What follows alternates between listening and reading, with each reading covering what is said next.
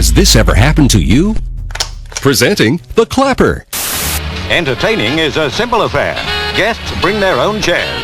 Quite a gathering. What might be called a float-in. Scientifically developed, the incredible chromostone senses thermal changes deep within your body.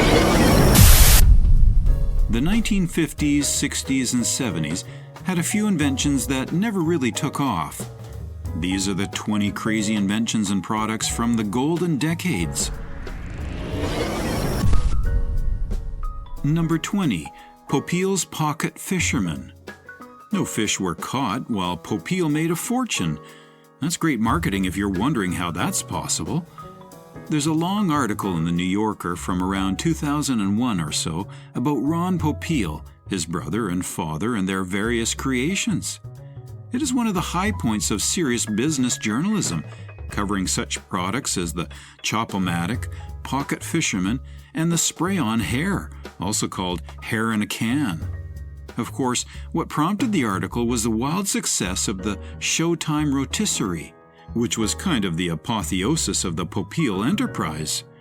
We still remember the commercial.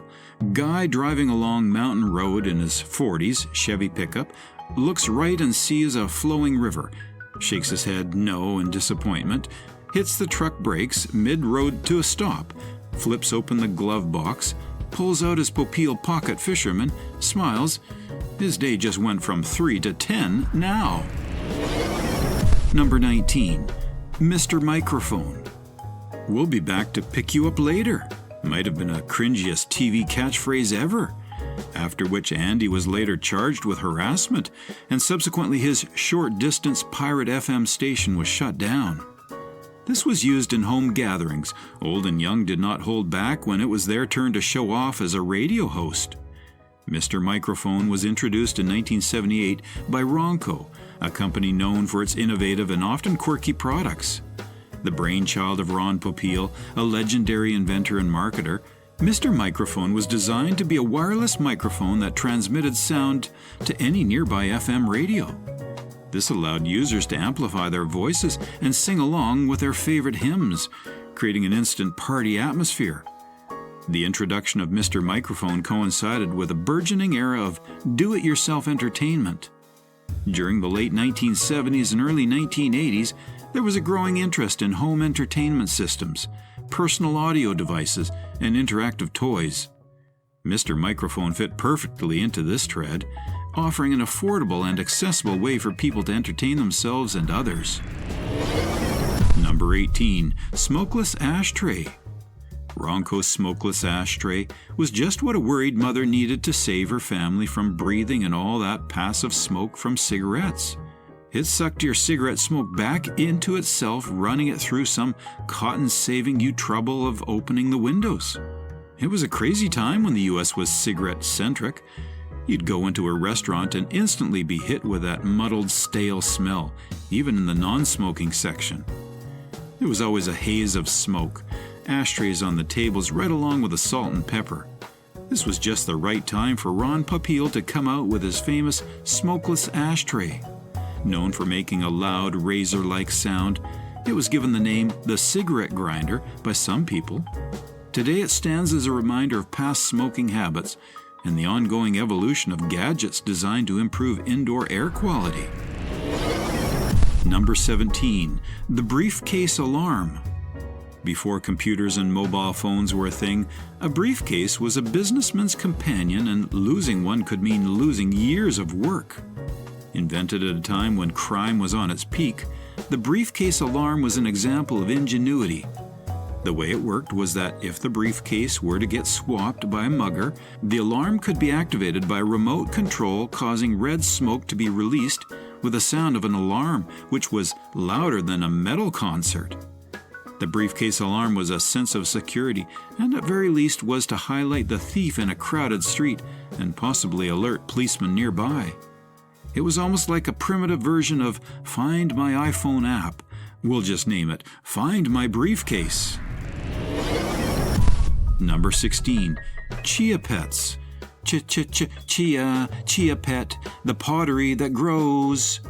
If you're a potential pet owner with no interest in morning walks, visits to the vet, and cleaning litter boxes, the 1960s and 70s were a golden period for you.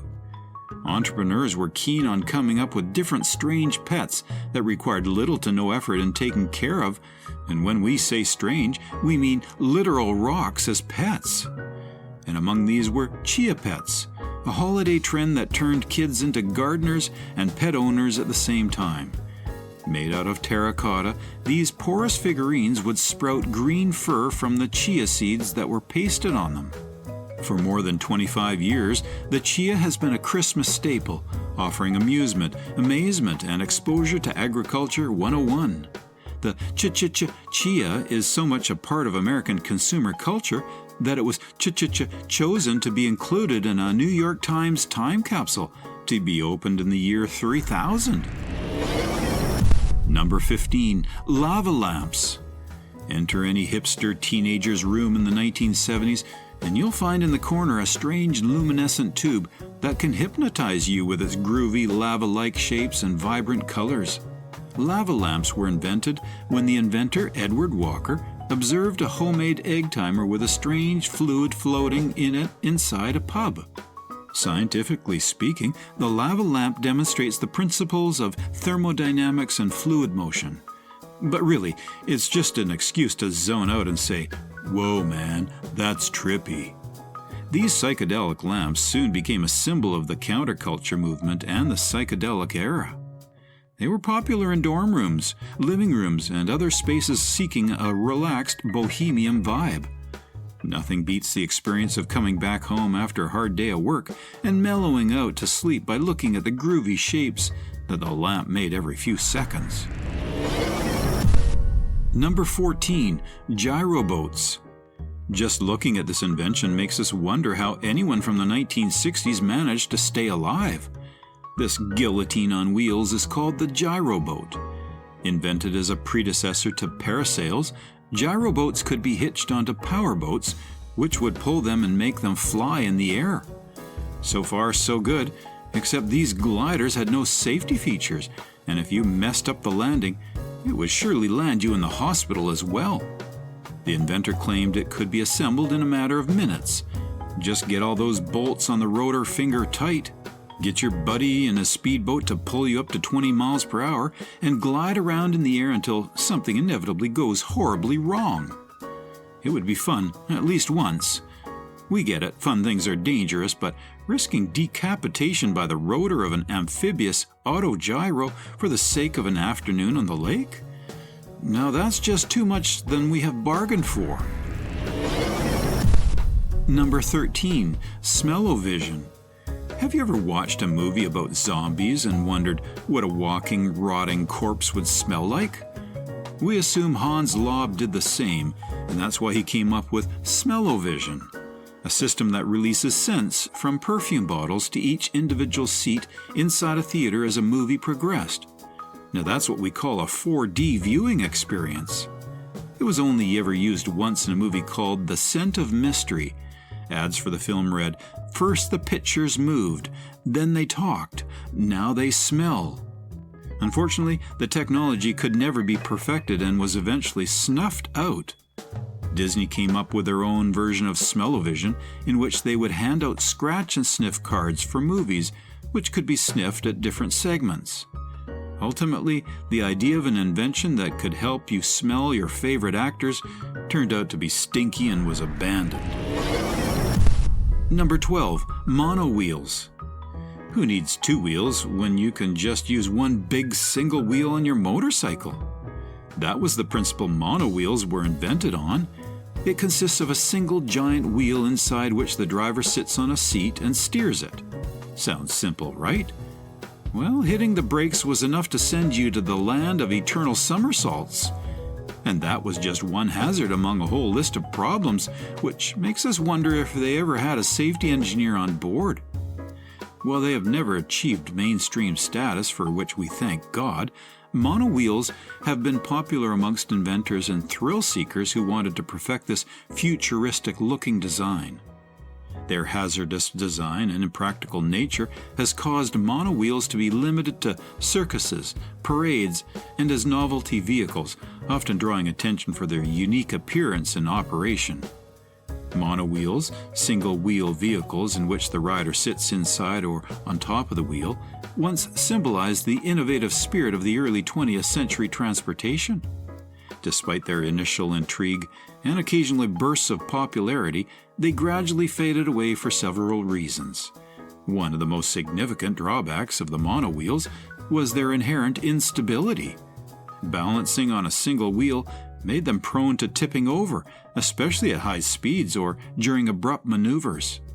Additionally, the rider's position inside or atop the wheel created safety concerns, as falls could result in serious injuries. Monowheels also suffered from practical limitations. Steering and maneuvering were challenging due to the gyroscopic effect of the large wheel.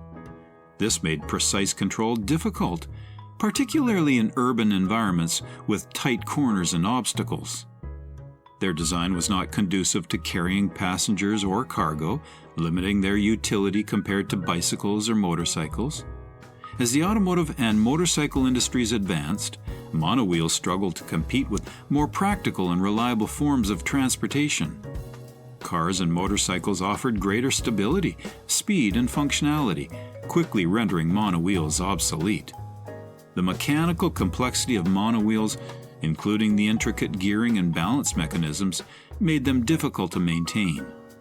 This added to their unpopularity, as simpler, more robust alternatives were available. Ultimately, while monowheels captured the imagination of inventors and the public alike, their practical shortcomings led to their decline.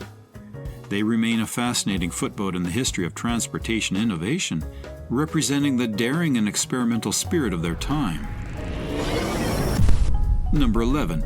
Baby cages. With a design that can make any parent's heart sink, baby cages take the cake as one of the craziest inventions we've seen in the 20th century.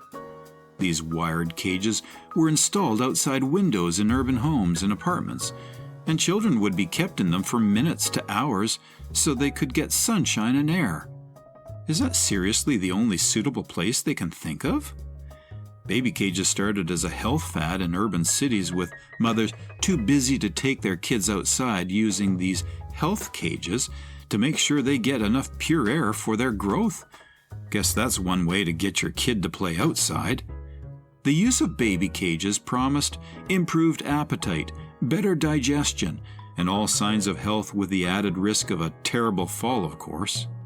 It was like a grand penthouse for babies, or a tall prison for the naughty ones.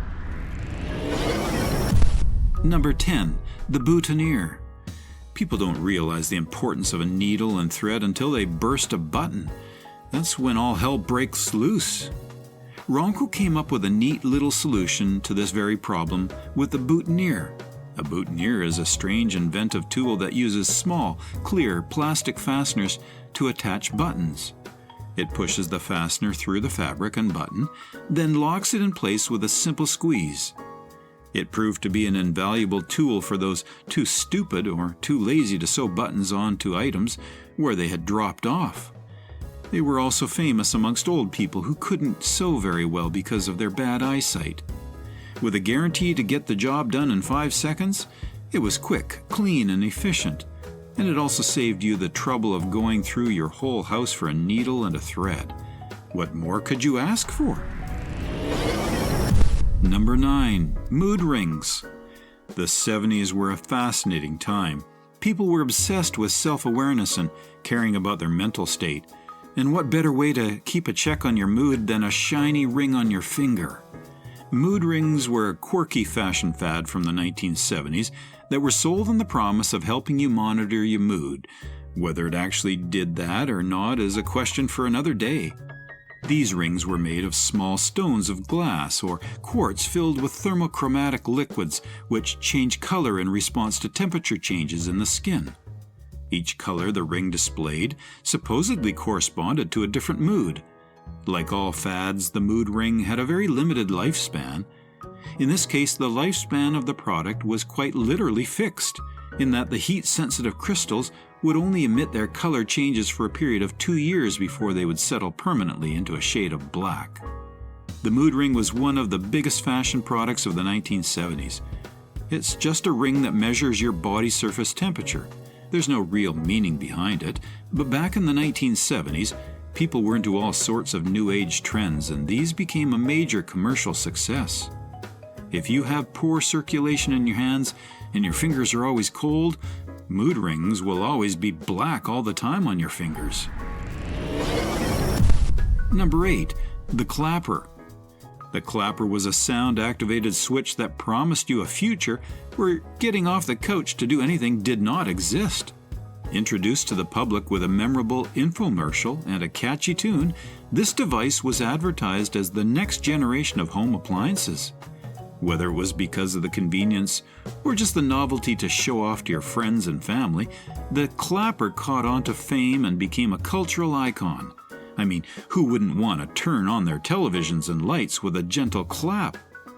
The clapper plugs into a standard electrical outlet, and the appliance you want to control is plugged into the clapper. It had a built-in microphone to detect the sound of claps. A running gag for parents would be to scare their children by turning the lights on with a clap and telling them a ghost did it. Who wouldn't blame the kids for freaking out? Even though it was quite quirky, the practical design of the clapper makes it a strange yet memorable invention of a time when people valued convenience. Number 7. Etch-a-Sketch. Do you remember drawing a masterpiece on an Etch-a-Sketch, only to have it erased with a single shake by your sibling? We understand your pain. Etch-a-Sketch was the toy every kid in the 1960s wanted. It was their version of an iPad. With a rather simple design that consisted of 2 knobs and 1 screen, the possibilities were endless, and your imagination was your friend. It was an era in which toys were single-function and gender-segregated. Boys played with guns, girls played with dolls. But the Etch-a-Sketch was for everyone. 2 knobs, one horizontal, the other vertical, to draw gray-toned pictures, write words, or just doodle strange shapes.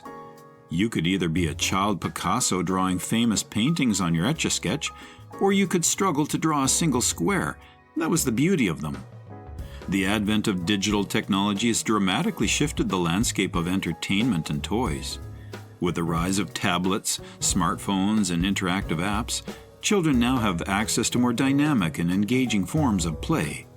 These digital devices offer features like animation, sound, and interactivity, which make the simple, mechanical drawing capabilities of the Etch-a-Sketch seem outdated by comparison.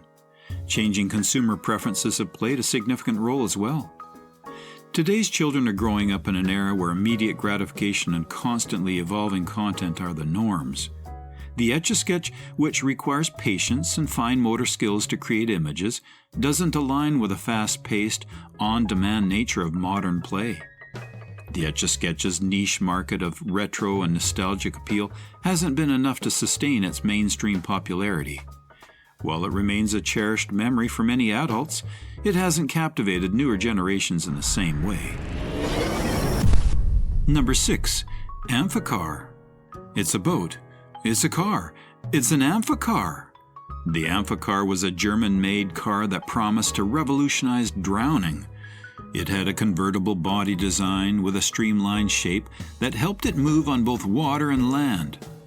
The standard line was that the amphicar was both a lousy car and a lousy boat, but it certainly attracted attention due to its novelty. U.S. President Lyndon B. Johnson famously owned an amphicar and would delight in surprising guests by driving them to a lake on his Texas ranch. Even though it was a German car, the amphicar was riddled with problems. The biggest problem is that someone would eventually drive it in the ocean, and it was incredibly difficult to completely rinse out the salt water.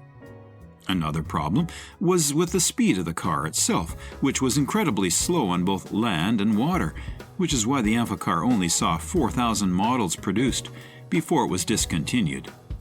Its ability to traverse both land and water makes it a standout in the history of vehicles, capturing the imaginations of car enthusiasts and automobile engineers in creating the perfect amphibious car.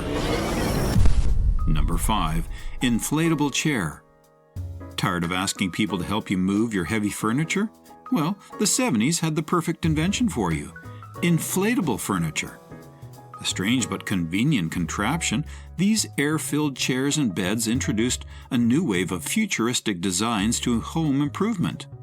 Typically made from plastic or PVC and then filled with air that made them sturdy yet bouncy, these chairs and sofas were a prime target for children looking to turn anything into a bouncing castle. Perfect for indoor design to outdoor picnics and movie nights, this furniture came in handy wherever you wanted to just sit back and relax.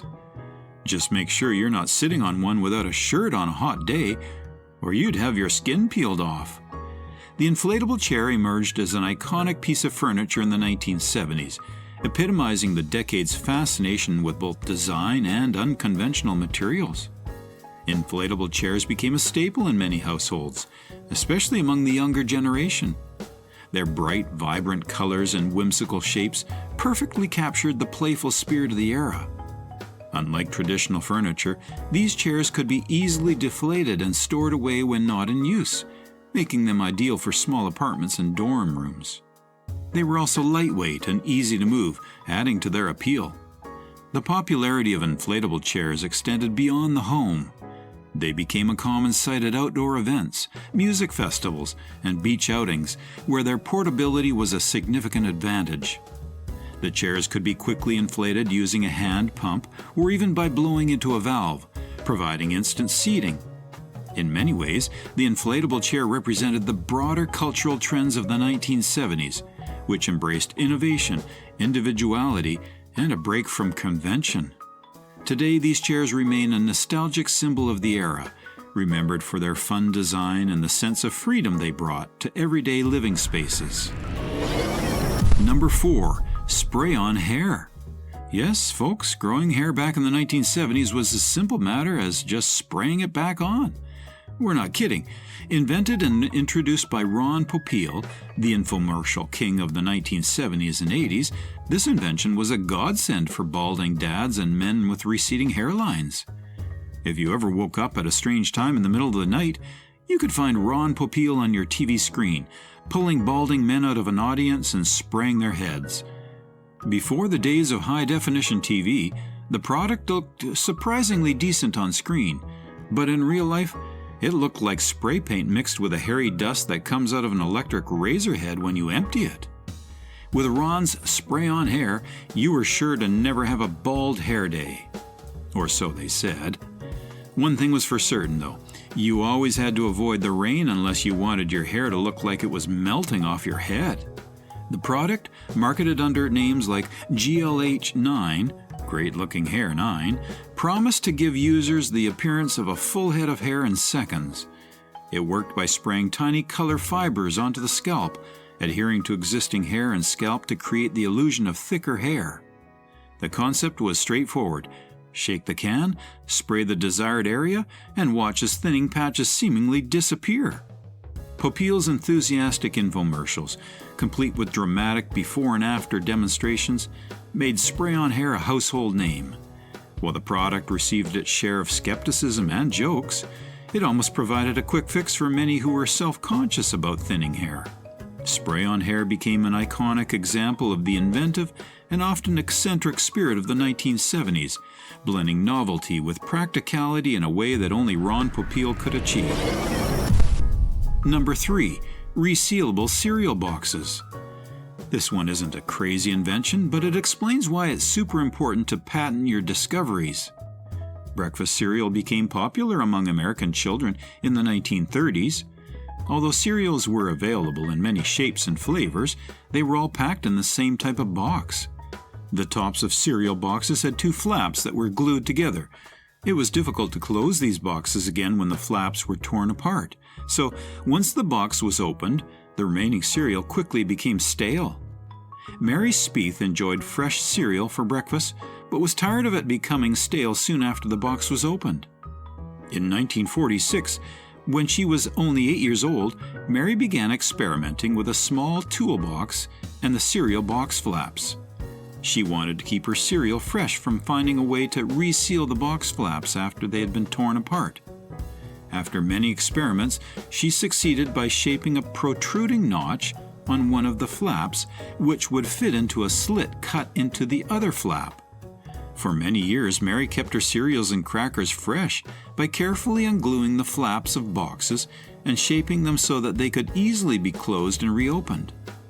Unfortunately, neither Mary nor her parents recognized her idea as an invention, so they never even thought about patenting it. In the 1960s, cereal companies independently reinvented resealable closing flaps similar to the slit and tongue design that Mary had invented more than 14 years earlier. This type of resealable lid can be found in most box packages today.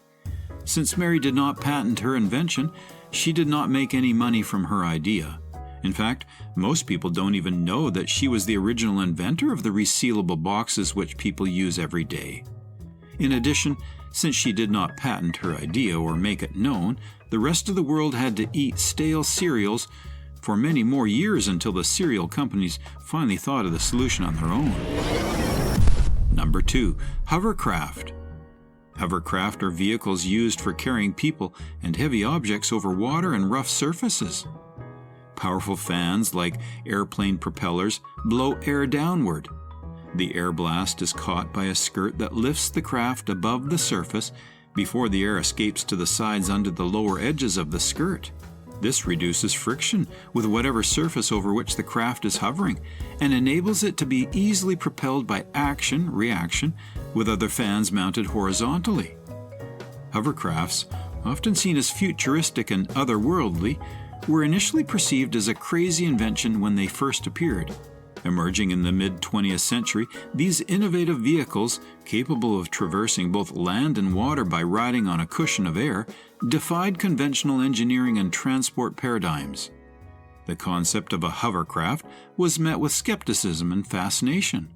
The general public and experts alike found it difficult to imagine a vehicle that could seamlessly transition between different terrains without the traditional limitations of wheels or tracks. Early prototypes and demonstrations often drew large crowds, eager to witness the seemingly impossible in action. However, the hovercraft's unorthodox design and operation led many to view it with a mix of wonder and doubt. Invented by Christopher Cockerell in the 1950s, the hovercraft faced significant technological and financial hurdles. Cockerell's initial experiments involved using vacuum cleaners and tin cans, leading to a working model that, while promising, seemed far-fetched to potential investors and manufacturers. The British government and private companies were hesitant to back such a radical departure from established transportation methods.